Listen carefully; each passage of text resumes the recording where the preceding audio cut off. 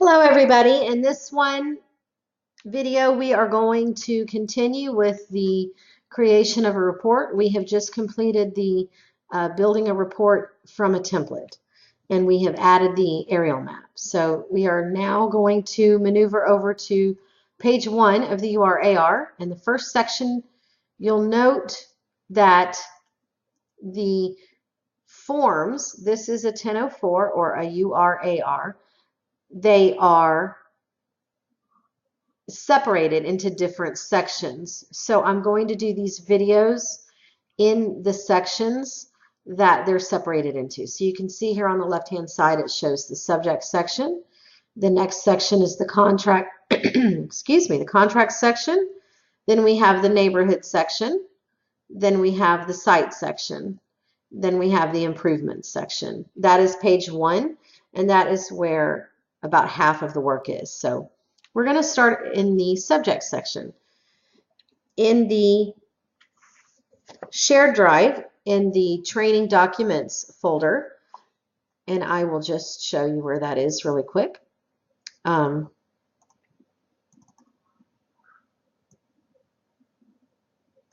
Training documents right there. There are different documents. In this video, I'm going to be referring to the document titled Subject Section. Okay, so the first thing that we're going to do, you might want to read through that document before you start your first one. Make sure you have a good understanding of why we're filling out this section, what we're looking for, and so forth. But for the purposes of this video, I am simply going to fill it out for you. This stuff, these numbers came over, and this information came over. The property address and the lender came over from when we completed the assignment page. So the next blank, basically this form is like a fill in the blank. The next is the borrower. So we take that from the order form, which I just had open and I just closed. So let's get back to it. Again, we are working on the Sweetbriar report. All right. So let's open that up, make it bigger so we can see. And we're looking for the borrower information. Property information, that was our assignment information. This is our property information. And here is our borrower information. So in this case, you'll see they have a borrower, co-borrower, owner, occupant, and so forth. The only field they have filled out is for the borrower. So we are only going to have one borrower listed on this order form, and that is James Tankersley. I don't know how to say it, but we'll spell it correctly. Tankersely. And we're just going to fill it out. James Tank. And of course, I've already forgotten. Ersley. There might be a way to copy and paste from those forms.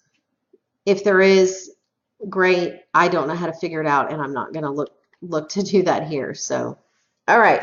The next field is the owner of public record. So we got the borrower name from the order form. We're going to get the owner of record from the tax records. So going back to our folder, we're going to look and see what we've got in here. And we should have a deed. Yes, we do. We have a deed there. This should be the most recent deed. And this deed shows that, let's see, for the estate was the grantor. The owner now is the grantee. So conveys to James A. Tankersley. That's what we have. So this is that's the most recent deed. I'm going to cancel that, just shrink it. Okay. Actually, the quickest way is just to go here to the tax assessor's report that we've got saved in here. And this shows the owner easily right there. It just says owner. That's what tax is showing right now, who owns the property. So it's the same person. So we're simply going to go back to the report and copy it from there. James Tankersley. Okay, I think they had an A. It's probably best to, well, on a refinance, they want it to match. So we'll leave the initial out, but you could put it in or leave it out, as long as the first and last names for sure match. Okay, county, you're going to get that from the tax also. In this case, it was showing at the top here of the tax assessor report. You can see that as Madison County.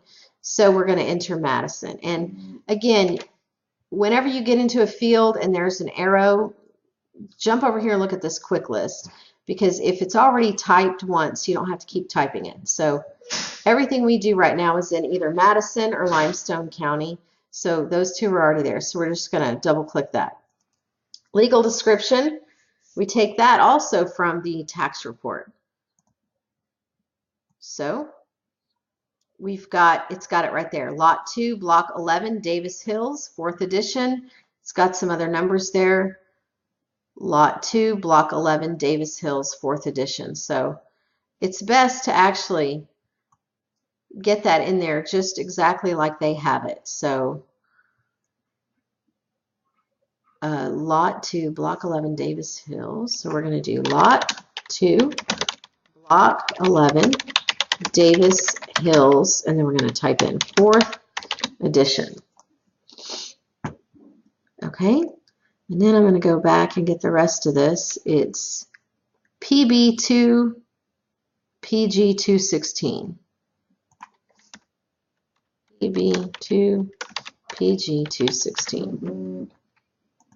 And this is not necessarily needed, except that some lenders want to see it exactly the way that it is in tax records. So that's why I go ahead and just include it. Parcel number is also taken from that same page. It's up here.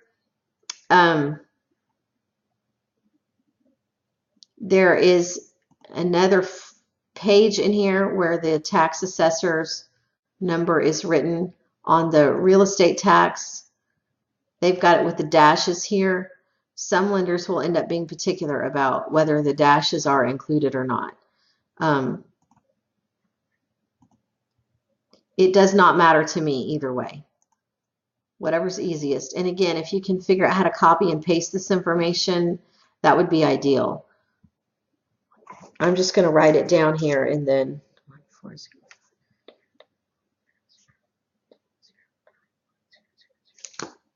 type it in.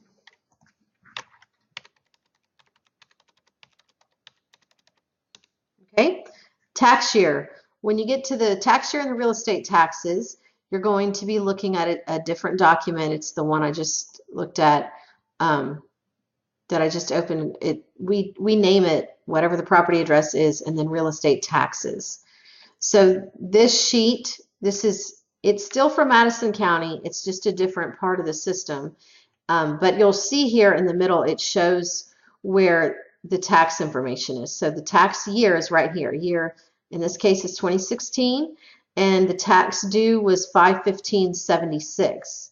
You'll also notice there's a paid amount. In this case, it matches. In some cases, it does not match. In the case where it does not match, you want to use the tax due. That's what the lender is going to be looking for. So 5/15/76 is what we're going with here. Oh, sorry about that. Tax year is 2016, 5/15/76.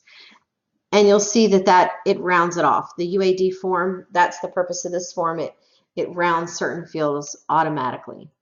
The neighborhood name we are taking from the legal description. So in this case, it's Davis Hills.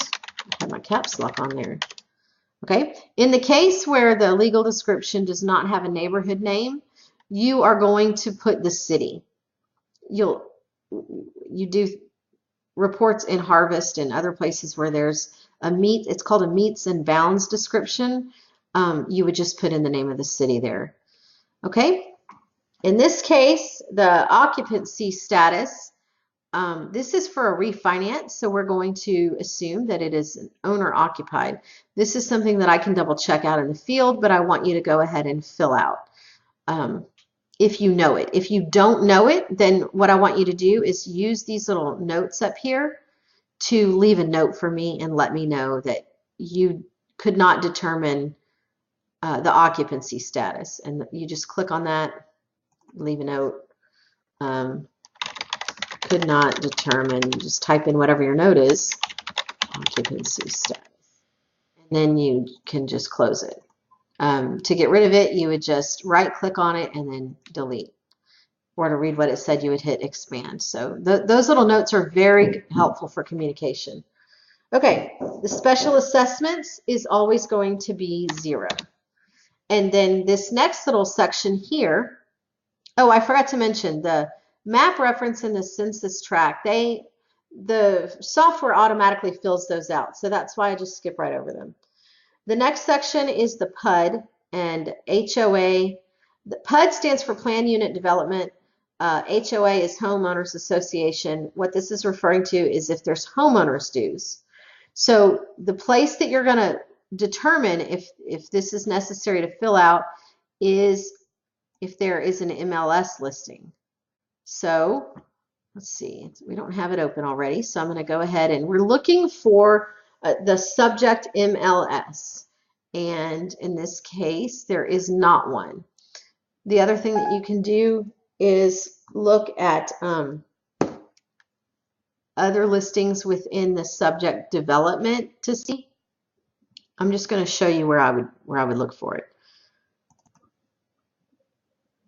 Okay, so I'm just opening up one of the comparables just for clarity purposes. This is not the subject, but this is what you're looking for. Right-hand side, about halfway down, OA this is all referring to if there's homeowners association dues, and there's not. There's no fees, and there's no point of contact, anything listed. So in this case, there is not a PUD, so we do not check that box. And in the HOA, we're going to enter 0. And then we leave the per year or per month blank. Okay? Everything that we do, the property rights appraised is going to be fee simple. That will always be checked. The assignment type, that comes from the order form. In this case, I believe I've already said yes. It's a conventional refinance. The loan purpose is refinance. So we're going to mark refinance. We've only got 3 options here: purchase, refinance, or other. In this case, it's a refinance. Other would be if we were doing an REO appraisal, if we were, or it might say asset valuation or something to that effect. And